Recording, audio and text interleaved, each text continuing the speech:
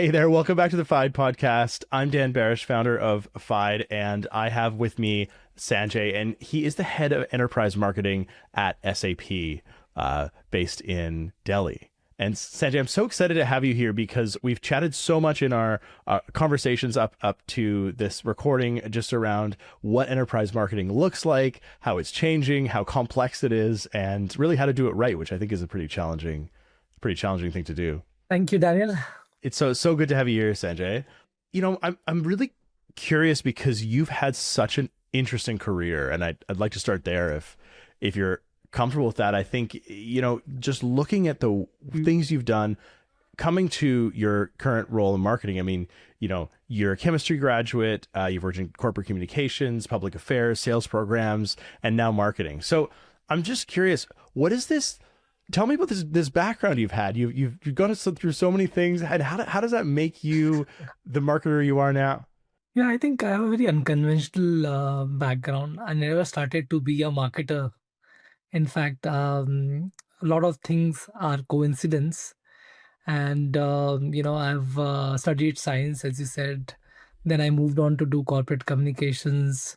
Then did very closely work on sales programs, sales strategy, managing sales operations also at Oracle. Then eventually getting into marketing.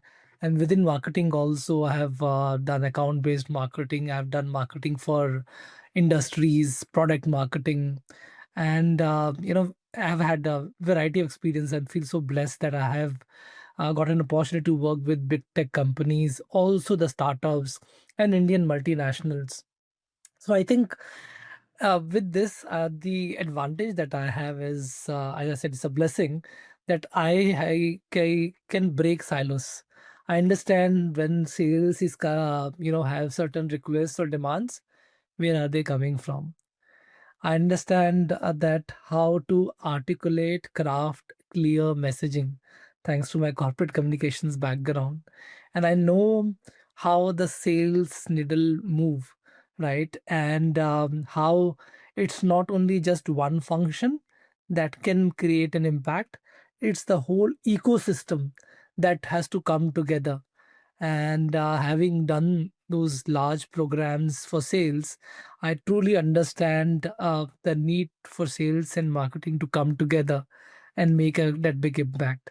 So I would say I think it's a blessing that I have a very unconventional background and really worked in my favor. Well, sales and marketing are such, I want to say, sometimes rivals. They should be friends, right? And ultimately, we're trying to achieve the same thing in the company, but it doesn't always feel that way. And I'm so curious, especially when it comes to big organizations with big sales teams, big marketing teams. What would be your perspective and advice that you would have for folks who are, struggling to align on how do we drive revenue? Well, because I've sat on both sides of the table, I was running sales strategy, sales programs, working very closely with the strategic account directors at Oracle, and now with marketing. So I truly understand both the words. And sometimes I see some of the marketers. The starting point of the conversation is a list of activities, right? From how many leads are being generated, or how many roundtables are being planned, events are being planned. That's not a sales is looking for. Sales is laser focused on outcomes. They are completely driven by what can create revenue, right? I think if we have to be on the same side of the table as sales and earn that respect, perhaps marketers have to start speaking the sales language. And when you work backward, it's not very difficult, to be honest. All that we do as marketer is eventually aimed at generating revenue for the organization. Is just that flip the conversation. Instead of listing out the engagement, talk about how the outcomes, eventual outcomes that you're looking for, and what is the approach that you will take, and to take that approach, what are the initiatives and programs that would be driven by you, right? So it's a slight shift in the mindset, talking understanding more of the context, understanding of the environment, and then presenting your case, which how it directly links to the sales objectives. And I think that so often marketers live in this box, to your point, of metrics and unfortunately sometimes vanity metrics. Hey, I put out this video and it got a ton of views, and everyone's sales is sitting there thinking, yeah, but we have to make money. Like that's the purpose of the company. And marketers saying, yeah, but I got 10,000 views on this video, and the salesperson is saying, yeah, but which one of those people is now talking to me and interested in making a sale? So I think we have to bridge that gap, right? And the experience you have, I imagine, gives you huge advantage to be someone within SAP that can be that person who bridges the gap and starts to say, how do we work together, right? Yeah, I think I believe that people do business with people, and people they trust. If you look at in terms of the what makes sales happen is 3 R's, which is a relationship, reputation, and which generates revenue, right?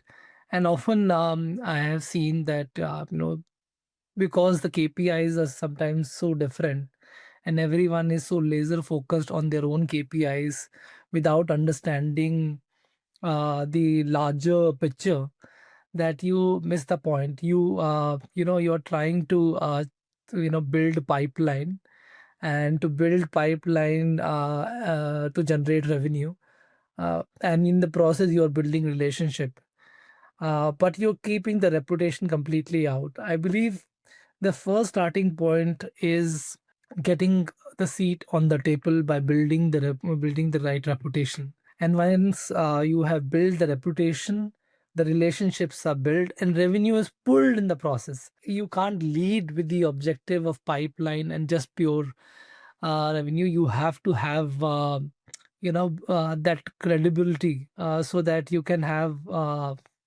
trusted environment where you can actually make an impact.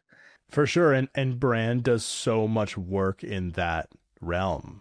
So it's an interesting thing. I kind of hear you saying, in one way, marketers need to do more to understand salespeople a little bit better and speak their language. But equally, salespeople need to understand that they are really standing on the shoulders of giants, and that without the base layer of reputation that's been built through the marketing, through the branding, through all of the activities that those folks do, you'd go into a sales conversation, the person would say, who are you and why am I even here? Or there wouldn't even be a conversation. I believe if the salesperson has got into a sales call and he has to end up educating the customer, marketing has already failed, right? So I That's think so insightful. Yeah, yeah. so traditionally, if you see, marketing was to generate leads and pass it on to customer to salespeople, and sales was supposed to educate the customer, move them throughout the sales cycle. But I think there know that buying cycle, buying process is completely changing now, especially in B2B and individual decision. There is a whole committee which gets involved, and there are influencers, there are ratifiers, there are decision makers, there are users. So all sets of people come together to take that final decision on buying a B2B solution, right? And often, most of the because the easy access to information, and especially when we are moving from the search economy to ask economy, the information is available on everyone's fingertip, and recommendations are being made by systems now, right? So by the time a salesperson is called, the opinions have already been formed, and those opinions are formed on what they see out there in the market. So it's very, very critical for marketers to do their job of making sure, even before the customer reaches out to you, you have built some form of reputation about your organization, right? And then move forward from there. It's so challenging though, right? Because it's easy for us to sit here and say build a reputation for your organization, and yet I mean that's a massive undertaking. And to your point, B2B marketing and selling has changed, right? And we have these buying committees with so many different types of people on them, each of whom has a different thing that they consider valuable. So how do you think about how to address this challenge of so many different people that you need to reach, so many different people who you need to build trust with, and so many people that you need to get on side before that salesperson even gets in the room? I think if you look at, unlike B2C buying, which can be um, impulse purchase, B2B buying is a complex process. Besides having multiple people involved in the buying process, there are career at stake. One wrong decision can make, and one right decision can make or break careers, right? So Yeah.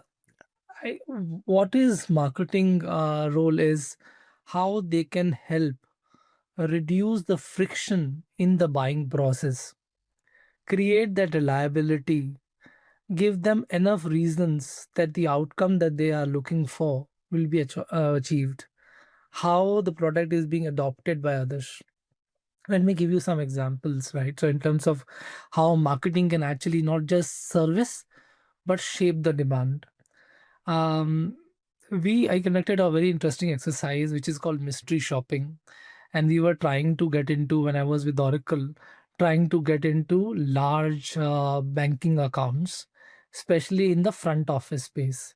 Oracle had been very has been very traditionally had been very strong in the back office space.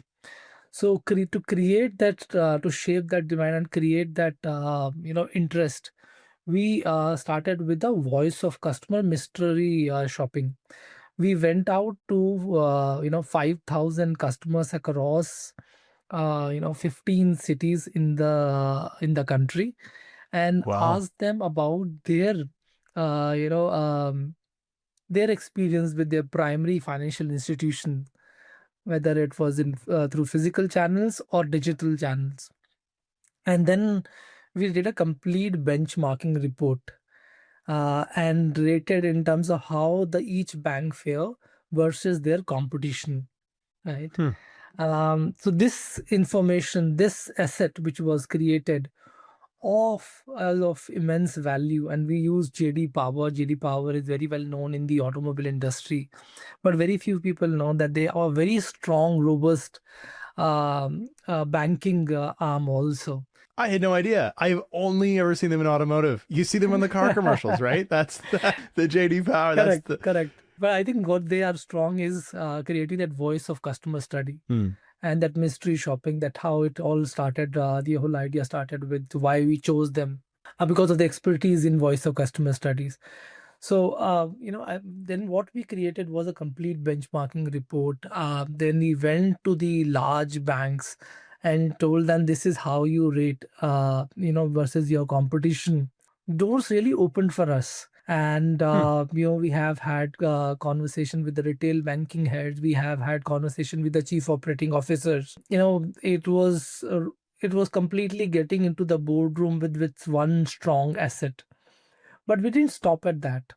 The how we have to make sure that we everyone is speaking the same language. The asset which was created by marketing, we leverage that through multiple channels in terms of digital press activities.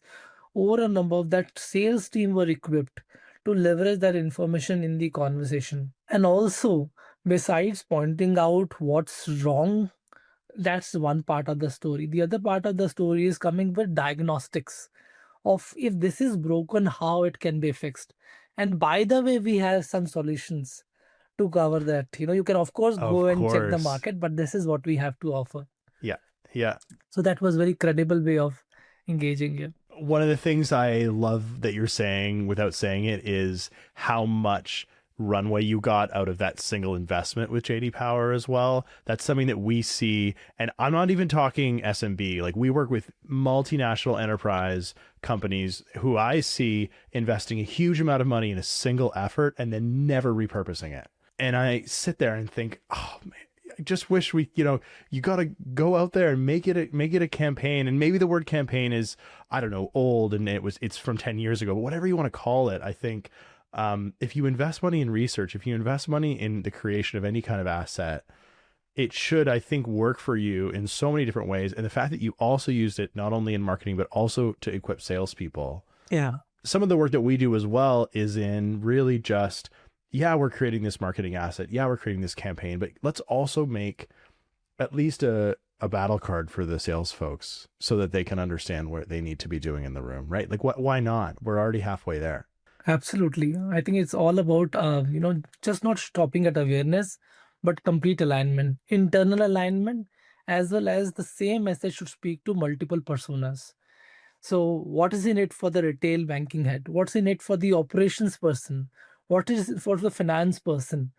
So, we further, created from the same asset, we created design thinking workshops. And in design thinking workshop, we pointed out this was the gap which we identified. These are diagnostic that we have offered. Let's work together and bring all the functions, people on the ground who will be the users and people who are conceptualizing, strategizing, and bring them all together and do a complete design thinking workshop and come up with the more grounds up solution. And we conducted these workshops across large banks like State Bank of India, ICICI Bank, HDFC Bank, and which had a very strong, I think, uptake.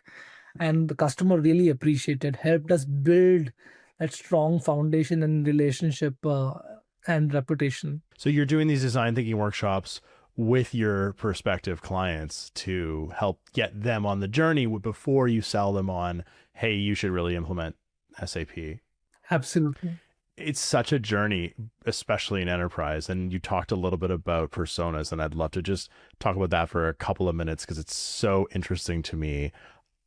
There are obviously an infinite number of personas out there, especially for a global organization. You have not only people, but different geographies and cultures. So you have to think about that. How do you think about where the line is in terms of what is enough to be effective and yet also maintaining, some sense of sanity in the number of personas and messages that you're going to market with? If you look at, how how the campaigns are designed or the how the engagements are planned, there's a lot of groundwork that has to be done before that, and I call it insight to advisory model. And if you have to earn that reputation of an advisor for your customers, then you have to uh, go the complete 9 yards. And what I mean by that, you have to start with building deep insights on the organization, deep insights on the environment that they operate in terms of their competition, their industry, and deep insights on the people who are responsible to buy the product, and also the influencers that we have, the users that they have. Once you have done this deep research, once you have understood their challenges and aspirations, in that context, you build perspectives. And building perspectives means putting together the art of possible. How a user's life would change on the shop floor, how a CEO will be getting better visibility across his different KPIs, how a plant manager's job would change after a particular solution is implemented. So it's sort of a vision that you are showing them, that eventually you're from where you are, what are the possibilities. And then comes the role of creation of different assets for different personas. With this deep understanding, the underlining layer would remain the same, but you're just dialing into the specific insight that you have built for each of those personas. And then I think it's a matter of just deciding what assets to be used depending on the way information is consumed by different personas, right? If and you have to just dial deep into the specific requirement. It's not so complicated, to be honest. Once you have done the heavy lifting is building insights, then everything else fall into place. So if you get the insights right, then it's a simpler job. Totally agree. And yet I'm here sitting here thinking I've been in so many rooms where we've been asked to create marketing collateral. And I ask, great, happy to do it. Send me the insights. That's what we'll base all the messaging on. And they say, well, what do you mean? And then I say, well, you did the research, right? Do you have personas? And they say, well, yeah, I mean, we have a buying committee. And I say, well, who's on the buying committee? Well, I mean, CEO, the VP. And then I say, well, but anyone else? And they say, well, we don't really know.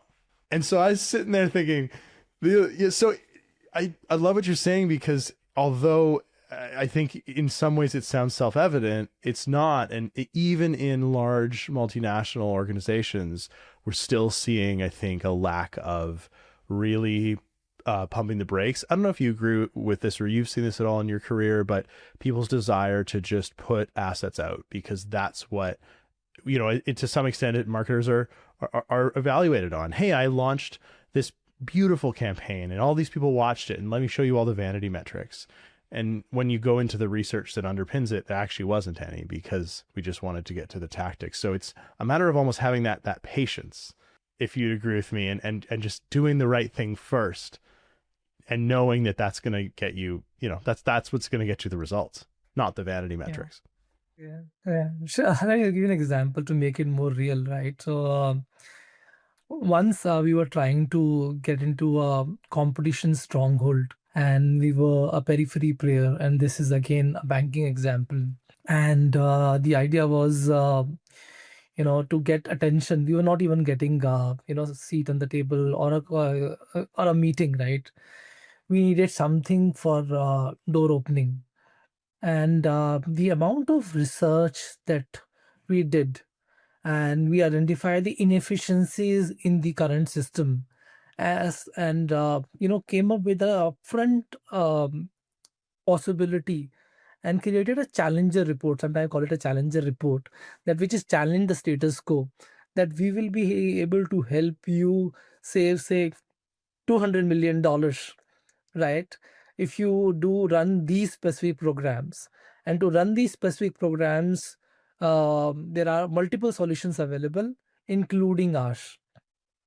And that report, it took almost 1.5 months to put together that deep research report, but it generated results. It never got published. It was a document which was produced. It was sent to the CEO's table. That's the power of insights. It's not about how many assets you are creating. It's purely what really creates value and what creates impact. Well, and we were talking a little bit about AI, and maybe this is a chance to start talking about that, because that's another thing that just allows us to create so many assets.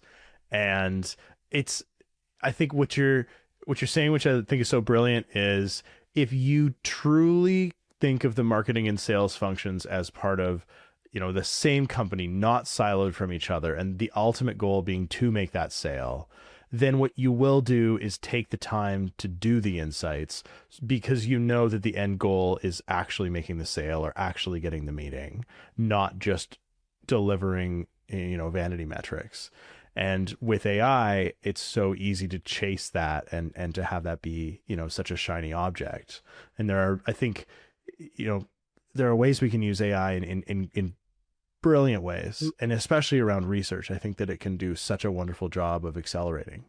But it's not that silver bullet that's just going to make your life perfect and beautiful and incredibly easy, right? It's at least we like to say at Fide, we like to say it's a tool.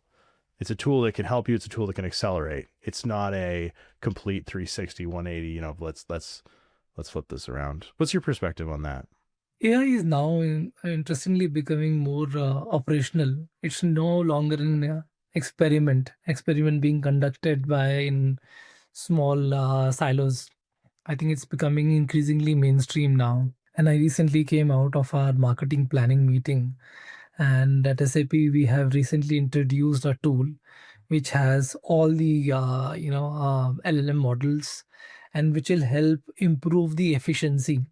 So the way I see AI is a very smart intern that you have Mm, hired. I like that. It's smart, but still an intern. Yes, it's still intern, and I think the intern can do all the running around for you, but the creative aspect, the thinking part, cannot be outsourced. You know, I've been part of marketing for several years, and I know the amount of effort it takes to build the right insights.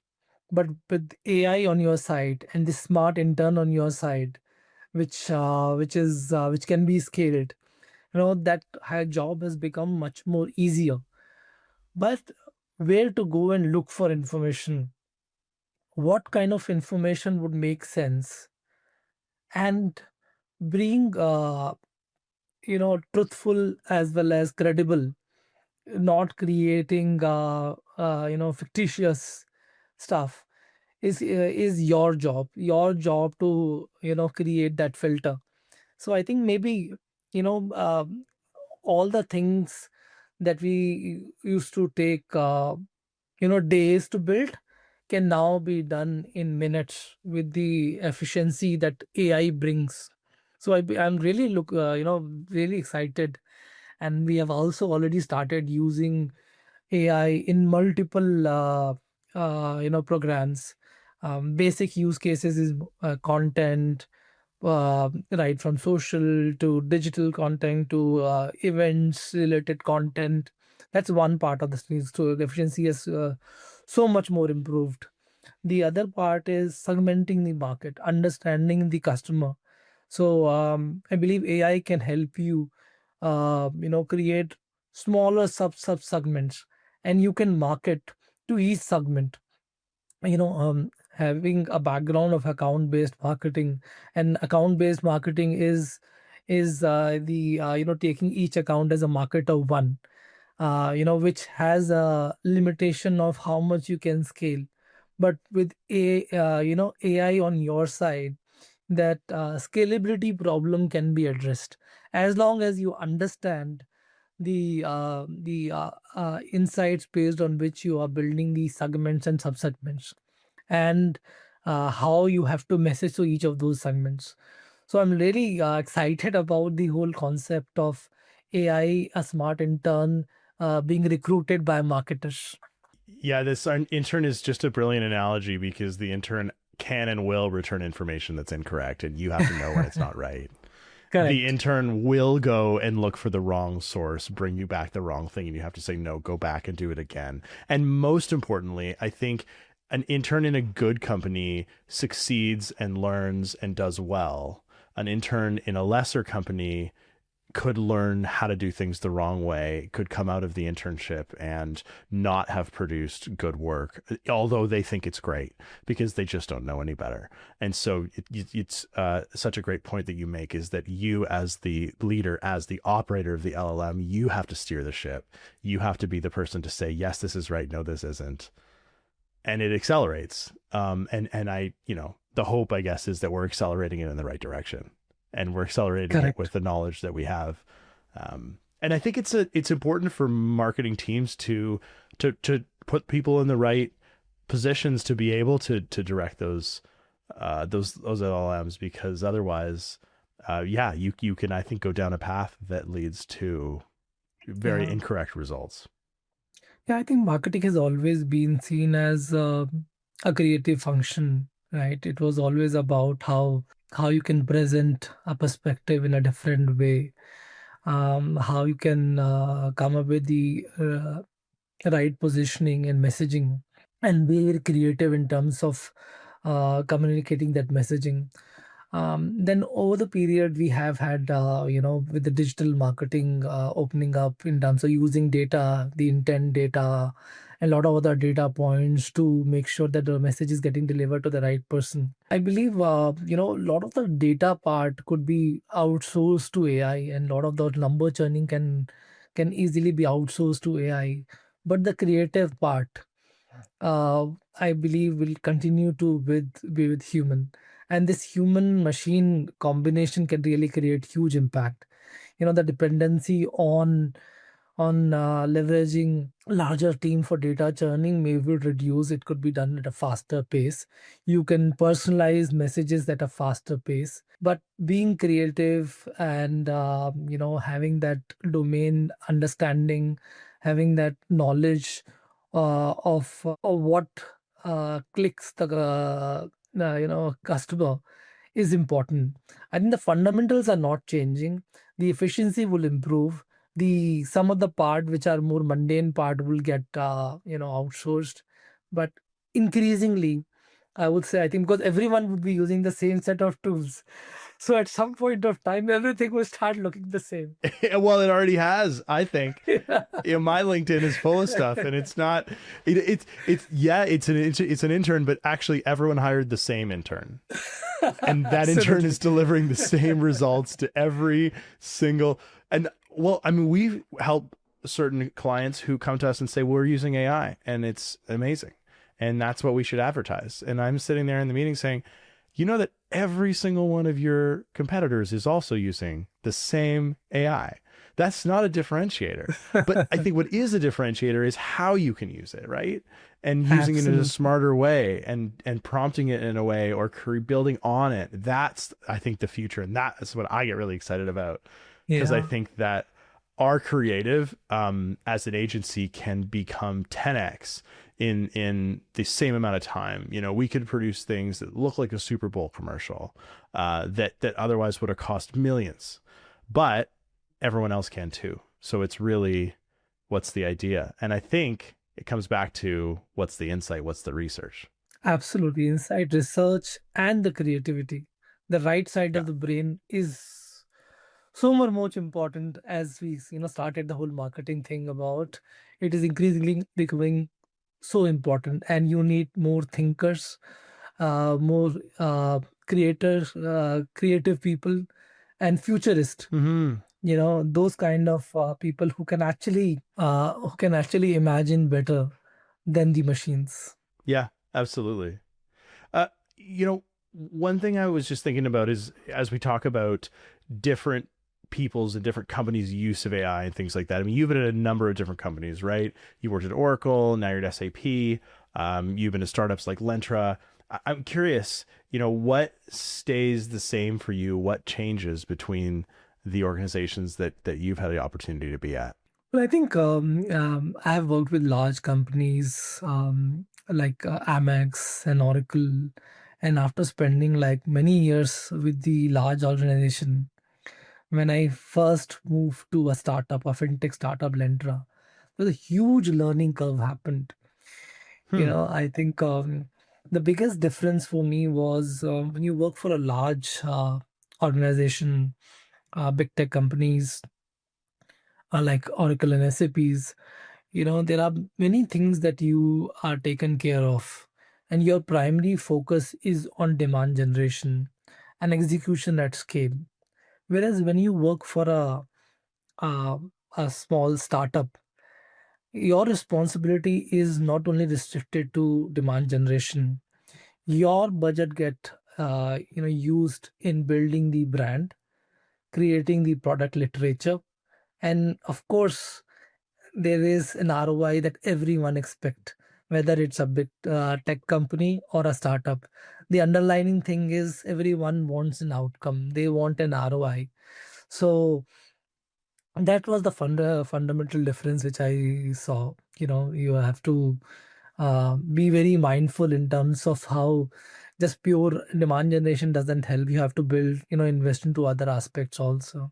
And the other difference I would say is, when you move from a large organization, you take many things for granted. The tools that you have access to, because those tools are being negotiated at scale in somewhere in HQ, in a startup or in the Indian setup. You are the HQ, and you may not have that kind of a scale. You have to be very deliberate in terms of what you use, and everyone has to earn its space.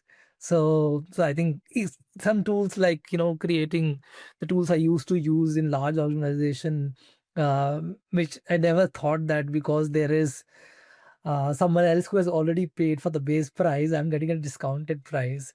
You start Yeah. negotiating as a HQ, that completely changes, right? And these are some of the things which I've noticed. But I believe what is consistent is, all organizations want the same amount of rigor, return on investment. Then the while there is more sensitivity to not do anything wrong, get better alignment, and making sure everything is as per the process in large organization, which is good for their environment, is very different in startups, where speed, agility, and the decision making is much more faster. Nothing is wrong, the environments are different, but yeah, I think the frugal mindset that you learn when you join a smaller setup, you have, that's a huge learning of. And then you build your team from grounds up, right? There is no and when I joined Lenta, there was no team, so I had to hire people. Then you look at, because you have limited head counts, how you can make use of each of the resources, and how they have to show a career path to them. So that's there's a lot of thinking which gets into it. um, and also that was the first time I joined a pure cloud native company. And the approach is very, very different in cloud native company. They are born in the cloud company. So that was another interesting learning curve which happened for me. So I will say, I think it's an amazing experience I have of seeing both the world. They are two different worlds in a lot of ways, I think. And looking back to my days when I worked for Deloitte, and it's exactly what you said. We had all the software, all the tools, the contracts were negotiated, we had volume discounts. It was like great, and then going to work for, I mean, I went to work for a small tech company after that. And it was 300 people. So it just, the scale was just so different, and everything was different. And a lot of the literature I read as a founder now is talking, when we talk about staff, people say, I'm curious about your thoughts here. There's certain types of people who really thrive in an enterprise organization and who like the idea that you have access to the tools, that you have this scale, that you have the support.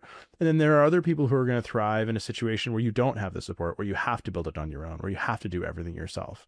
And those people don't always necessarily mesh. And I think my advice would be that if you're thinking about your own career, you're listening to this podcast, it's which are you, in terms of your personality? Are you the type of person that is going to like that larger structure, or is going to want to be able to build something from scratch, as risky as that is with a smaller organization? Sanjay, what do you think? What when you're sitting in SAP? Obviously, you've been in a number of organizations. Would you ever go back to a small organization, or are you one who prefers the more built, bigger spots? Yeah, I think the world around is changing so much. And if you're not adaptable, if you're not changing with times, you will become redundant. Right. So I Mm, think if if you have to survive in the current environment, and never say never, right? So things keep changing. It's all in fact, after spending many years with large big tech companies, when I moved to a startup, it's a huge learning curve which happened. It helped me adapt and adopt the new ways of working. So it was a valuable experience that I gained in the process, right? And I think Similarly, when I joined Intellect Design, which is a $500 million company and which has presence in 50 countries, the kind of exposure that I got of working beyond JPAC, I handled European market as well as the Middle East market. Huge learning that happened. And when you're looking at global demand generation, and our simple goal was, we had 7 geographies, which were these 50 countries were split into 7 geographies, 6 products, and my only aim was generate 4 leads per geography, per product. So Hmm. net 168 leads per month, and then work backward in terms of how you have to equip each market with the right set of assets. How do you have to conduct the right set of programs and campaigns to achieve that outcome? So that kind of exposure, or I wouldn't have got, and all that learning which happened in the process of understanding the segment, the amount of deep research that we used to do for each of those markets has helped me bring that knowledge to my current working environment. I now understand the market segmentation much better, that GTMs much better than I used to understand better. I used to understand earlier. It's a great way to put it. So, yeah, in a way, I'm hearing you say is, and maybe it's not big or small organization. Maybe it's big organizations teach you one thing, which is extremely valuable, and small organizations teach you another thing, which is also extremely valuable. And so you have the benefit of bringing to SAP both the experience of large and small, both the ability to use all the tools and work within a large structure, but also know how to do it from the ground up at small companies where there wasn't a structure in place already.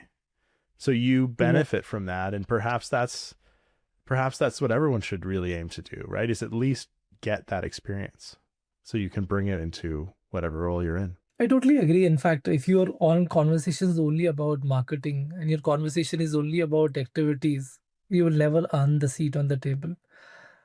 I believe the conversation has to be about the GTMs, about Mm-hmm. how do you build credibility, how do you build trust with the customers.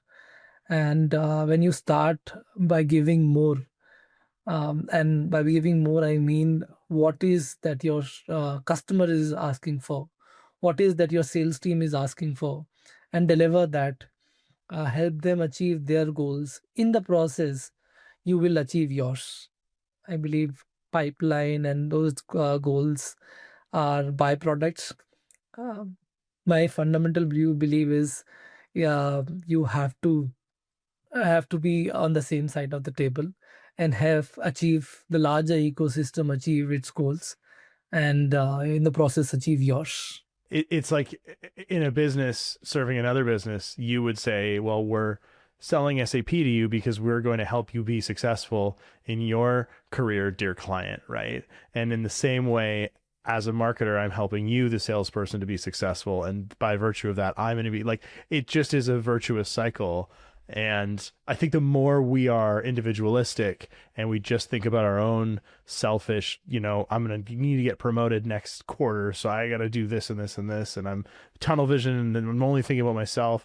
It actually hurts you and everyone around you. And frankly, I don't think that's the way to, I don't think that's the way to be personally successful. It's how much can I help other people? Correct. Absolutely. I think you have to be a business person first to be a better marketer. And thankfully, with the sales program Yeah. experience, where I actually orchestrated a lot of GTM programs, that helped me understand business much deeper. You have the experience in sales, you have the experience in marketing, and really just bringing it all together seems to be the theme that we've been talking about throughout the podcast. So, as we wrap up, is there anything else you would leave our audience with that you would tell an enterprise marketer that's looking forward to what's coming in 2026? I can say the world around us is changing, but fundamentals of marketing would continue to remain the same. We are here to solve problems, right? And problems that our customers are facing, our stakeholders are facing. How you can spend more time to understand the industries, buyer psychology, and how revenue really happens will really create you as a differentiated marketer. And marketing is no longer about just campaigns, it's about building credibility. And credibility takes time, curiosity, and courage. So I will strongly encourage the fellow marketers to focus on building the credibility, building the reputation, and the relationship, which will bring revenue on its own. That's brilliant. Thank you so much. I resonate so much, and I think so much is changing, and yet so much is also staying the same. And there's a really bright and exciting future out there for everyone, but also it doesn't have to be that scary, right? The fundamentals are not changing. So Sanjay, thank you so much for coming on the Fide podcast. I so appreciate it. And is there anywhere people can connect with you if they want? I'm happy to get connected on LinkedIn. I'm very responsive on LinkedIn, and as I can say, I'm a learner for life, and look forward to connect with more people. You can reach out to me on LinkedIn. Fantastic. Sanjay, thank you so much for coming on. This has been the Fide podcast, and we will catch you all next time. Thanks again. Thank you very much, Daniel.